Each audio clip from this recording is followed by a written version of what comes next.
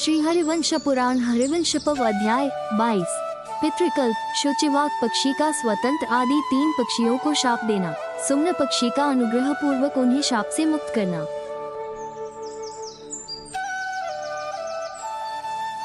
मार्कंडेय जी कहते हैं, उस समय उस स्वतंत्र पक्षी के साथ में रहने वाले 2 चक्रवाकों ने उससे कहा, हम आपका प्रिय एवं हित चाहने वाले आपके मंत्री बनेंगे।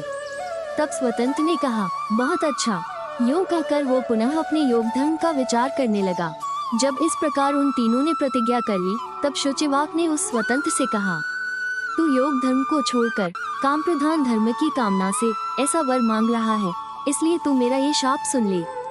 तात, तू कामपिल्य नगर का राजा बनकर उत्पन्न होगा, इसमें संदेह नहीं। तेरे ये दोनों मित्र भी तेरे मंत्री बनकर उत्पन्न होंगे। इस प्रकार शेष 4 पक्षियों ने राज्य की इच्छा करके योग धर्म से भ्रष्ट होने वाले उन 3 पक्षियों को शाप देकर उनसे बोलना भी छोड़ दिया। इस प्रकार योग भ्रष्ट होने के कारण शाप से ग्रस्त हुए वे तीनों पक्षी डर के मारे अचेत हो गए। उन तीनों साथियों ने चारों पक्षियों से शाप का अनुग्रह करने की प्रार्थना की।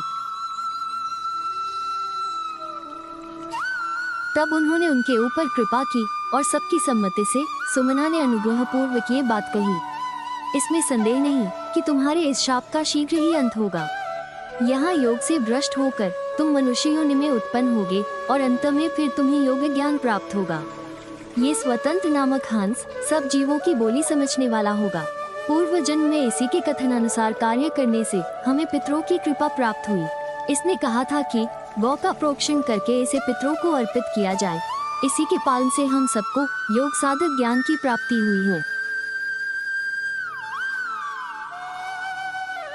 उस मनुष्य जन्म में जब कोई पुरुष तुम्हें यह आगे बताया जाने वाला वाक्य संदर्भरूप सप्तव्याधा दशार्णेषु आदि श्लोक सुनाएगा।